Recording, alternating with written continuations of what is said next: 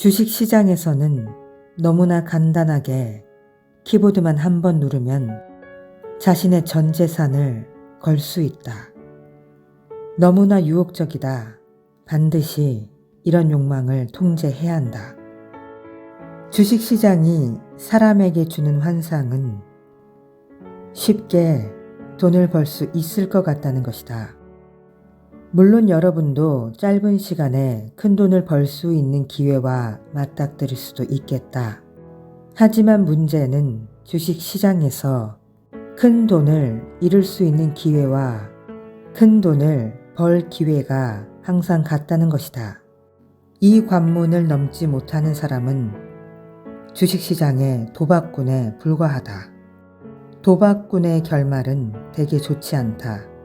빨리 돈을 벌고자 하는 심리를 극복하기까지는 아주 오랜 시간이 필요한데 빨리 극복할수록 좋은 것이다. 내 경험을 돌이켜봐도 크게 손실을 봤을 때 이런저런 변명을 찾으려 했지만 그때마다 원인은 돈을 빨리 벌고자 하는 조급한 마음이었다. 주식 투자를 막 시작했을 때 나 역시 여러분과 마찬가지로 기본적 분석으로 주식을 연구했다.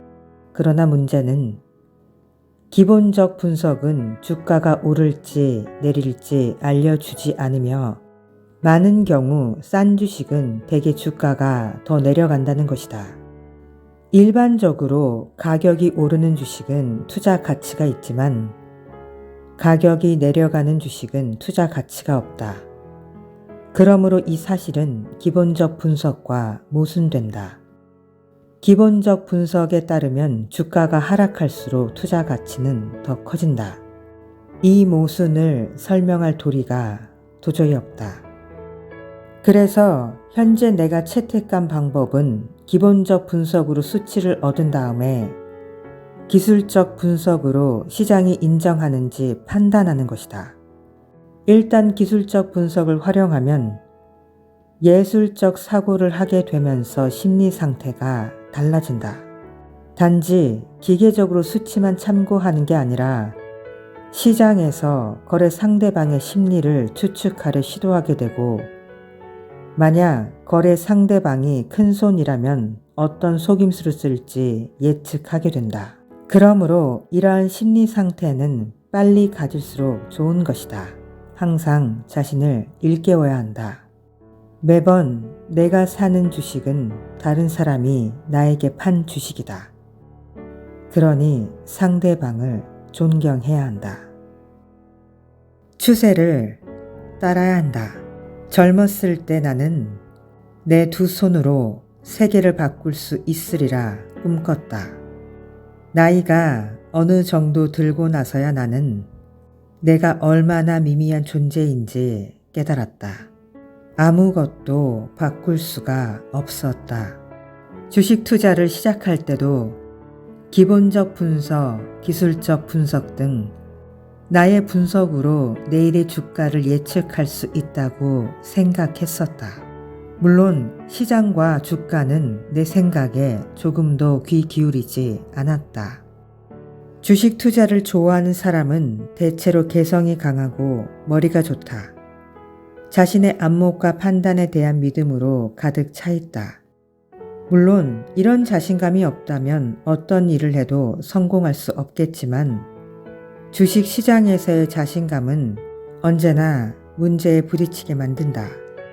주가 움직임이 여러분의 예측하는 바와 다르다면 어떻게 할 것인가? 자신을 믿을 것인가? 아니면 주가를 믿을 것인가? 자신을 믿는 것에서 주가를 믿는 것으로 바뀌는 그 과정은 간단치 않다. 그러나 그 관문은 반드시 넘어야 한다. 만약 오늘 다시 처음으로 주식을 시작한다면 나는 곧바로 이렇게 생각할 것이다.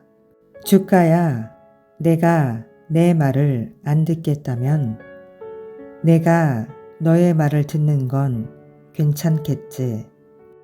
네가 나와 같이 가지 않겠다면 내가 너와 함께 가도 되겠지.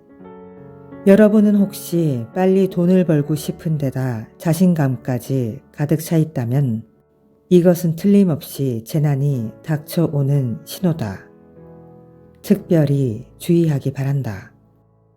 그러면 여기서 독서 이야기도 해보자. 처음부터 다시 책을 읽는다면 어떤 책을 읽을까? 주식 시장에 대한 이해를 높이고 싶다면 실전 투자와 독서를 병행해야 한다. 시장에 진입해서 실전 경험을 쌓는 동시에 책을 통해서 다른 사람의 경험을 배우고 시행착오를 줄여야 한다. 거인의 어깨에 서면 공부가 훨씬 쉬워진다. 나는 먼저 주식에 대한 기본 지식을 쌓을 것이다. 주식은 대체 무엇인가? 역사를 통해 주식이 현대 사회에서 어떤 기능을 발휘하고 있는지 이해하고 싶다. 현대 사회의 기업은 어떻게 운영되는가? 주식 매매가 어떻게 완성되는지도 이해해야 한다. 나는 처음에 주식이 어떻게 상장되고 상장 조건은 무엇인지, 기업은 어떻게 재무제표를 공시하는지, 그것에 대해 기본적인 책을 몇 권 읽을 것이다. 그 다음에 기본적 분석, 즉 주식의 가치를 이해하기 위한 노력을 할 것이다. 이 방면의 책은 아주 많이 있지만 PER과 고정자산 등이 무엇인지 알려주는 간단한 책을 찾아볼 것이다. 나는 학교에서 가르치고 워렌 버핏도 강조하는 이런 지식을 이해하기 위해서 노력하지만 중요한 건 맹신하지 않을 것이다. 앞에서도 말했듯이 이론이나 숫자에 뛰어난 금융 교수들이 실제 주식시장에서는 돈을 벌지 못하지 않았던가. 주식시장은 가끔 특별한 기회를 준다. 예를 하나 들어보겠다. 어떤 기업의 PER이 3배에 불과한데 부채도 거의 없고 사업도 계속 잘 운영한다면 3년이면 기업을 통째로 살 수 있는 돈을 벌어들인다. 주식을 산 후 몇 년 기다리면 거의 틀림없이 돈을 벌 수 있다. 바로 이것이 기본적 분석의 핵심이다. 일단 현행 기본적 분석 체계를 정확히 이해한다면 간혹 가격과 가치 간에 큰 차이가 있는 상황을 발견할 수 있을 것이다. 그러면 작은 리스크로도 큰 수익을 올릴 투자 기회를 잡을 수 있는 것이다. 하지만 기본적 분석을 완전하게 적용하는 데는 무리가 따른다. 주가는 항상 기본적 분석의 스펙트럼을 벗어나기 때문이다. 주식의 가격은 기본적 분석의 결과에 따라서 움직이지 않는다. 우리가 확실히 아는 것은 주식을 사는 사람이 많으면 주가가 올라가고 주식을 파는 사람이 많으면 주가가 내려간다는 것이다. 그렇다면 다른 사람의 주식 매매를 관찰해서 시장 진입 여부를 결정하면 되지 않는가? 여기서 기술적 분석과 만나게 된다. 그렇다면 다른 사람의 주식 매매를 관찰해서 시장 진입 여부를 결정하면 되지 않는가? 여기서 기술적 분석과 만나게 된다. 나는 이제 이 시점에서 기술적 분석책을 찾아볼 것이다. 기술적 분석은 차트를 보는 것이다. 주가 차트는 돈이 만든 것이며 돈은 절대로 거짓말을 하지 않는다. 차트를 보면 이동 평균선이 있고 패턴을 볼 수 있다. 기술적 분석은 주식 투자의 또 다른 학파이다.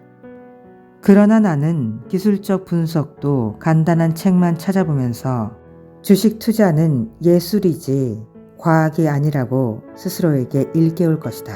숫자뿐 아니라 차트 분석에도 너무 몰두하지 않을 것이다. 기본적 분석과 기술적 분석이라는 관문을 넘고 나면 개별 종목 분석에 필요한 지식은 충분하다. 이제는 이 지식을 바탕으로 독립적으로 투자할 수 있다. 다음에 도전할 영역은 투자 포트폴리오를 통해서 리스크를 통제하는 방법이다. 500만 원이나 1000만 원 정도 재미삼아 주식 투자를 한다면 포트폴리오까지는 고려할 필요는 없다. 그러나 자산의 규모가 커지면 이야기는 달라진다. 돈을 천천히 버는 건 괜찮지만 손해를 본다면 문제가 복잡해진다. 그래서 자산 배분 이론을 공부하는 건 필수적이다. 주식의 움직임은 물리학의 법칙을 따르지 않는다.